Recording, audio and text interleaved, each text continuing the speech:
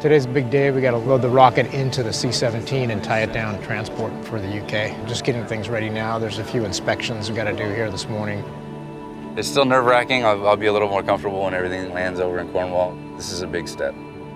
Standard practice to have the flight dynamics team make sure the rocket was in a good dynamic envelope during transport. So that's why I'm pulling data. Yeah, there's a little bit of motion. The rocket sits in a cradle here and it's on a spring suspension, kind of like your car. And when it transports, it moves up and down. You got the experts out here this morning that are knowledgeable about that component on the rocket, and they're doing some inspections and assessing it. So we woke up early, we got out here early, come out, check on the rocket. It starts quiet as everyone's waking up, getting on with their workday. And then the activity kind of increases throughout the day. It's a combination of a lot of ambient background noise with aircraft engines and powered units running, but also truncated by the short bursts of directions from the people running the operation. If you could bring that, we can wrap these. So it's this combination and cacophony of sounds, and the end result is, loading the rocket onto the C-17 successfully, which makes for a great day. So this morning when we arrived, the rocket was on the K-loader. The RAF had built up a pallet to give us a buffer for our suspension to be able to clear the fins for any suspension travel. The rocket on the pallet is actually taller than the door by about an inch. They managed to get the fins inside. There's a plug on the top that's a little bit close, but they're keeping an eye on it. It looks like we might be good to go. They did kind of like 2 steps where they lifted it up, moved closer, lifted it up, moved closer, and they were able to translate the rocket's pallet into the plane. I'm very much looking forward to flying on the C-17 with the rocket. The Royal Air Force has been greatly accommodating, so has March Air Reserve Base.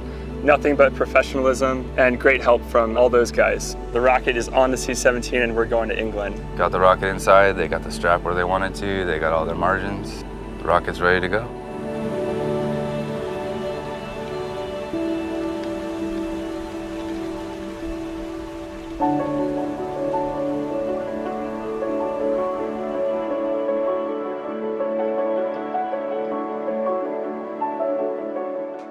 The day that everything arrived was a crazy day because so many things happened during that day. In the morning, we had the ground support equipment arrived on a cargo 747. It was a big operation to get those things out of the airplane. And then a couple of people arrived with the GSE. The flight crew took Cosmic Girl out on another training flight over the water. We got a lot done, a lot of training. We landed at our possible divert site in the event that something goes wrong, so we knocked that off of our to-do list. We landed back in Cornwall, and then later that night we had the C-17 arrive with the rocket. So 3 major operations happening in one day, and then all of a sudden everything is here and everyone is together. It was really an amazing day for us, and we're kind of all just standing around watching the rocket come off the C-17, feeling like this is actually happening, and it's finally gonna happen. We're all here, and it was such a cool day.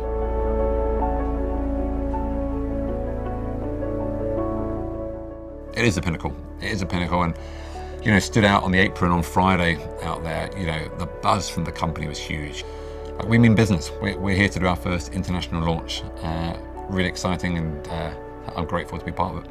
We feel a huge sense of togetherness finally being here. We've been pretty separated for a little bit because of the COVID pandemic. Some of us were working from home for a while. And at the beginning of this campaign, we had some people in Mojave, we had some people in Long Beach. But to really pull this off, we have to have a huge part of the team here on site. So at first it was just the flight crew and a couple of people who were here, and then the C-17 crew came in with the rocket, and the launch technicians came in, and the GSE came in, and now it's almost the whole team here. We still have a few more people we're waiting on, but it's really huge for us. Living so close to each other on the RAF base and going to work together every day for this one common goal of achieving this international launch mission. I think there'll be a huge sense of accomplishment for the company once we've done this, not just for us, but Spaceport Cornwall, UK Space Agency, Civil Aviation Authority who have regulated it. This is a first for a lot of people on many different areas. So the idea that we can go up there and accomplish a mission, it'll be great. This is a big deal for all of us. We're starting to really feel it now that we're so close to launch, and that we're starting to get such amazing responses from everybody in town and from the locals here. So we're really starting to feel the excitement, and it's just going to be really, really amazing for us and for everybody here. Cornwall was talked about before I arrived here. You know, it was a dream of the company that we can show that we've got an orbital rocket, and then we can go international. And the plan was to do other international sites first, but frankly, credit to Cornwall here and the spaceport with everything they've done. You know, it was attractive to come here, you know, all the infrastructure that's been set up for us. But I feel like as a company, Virgin, we're in the right place now to do that first international launch with, you know, a good few launches behind us now.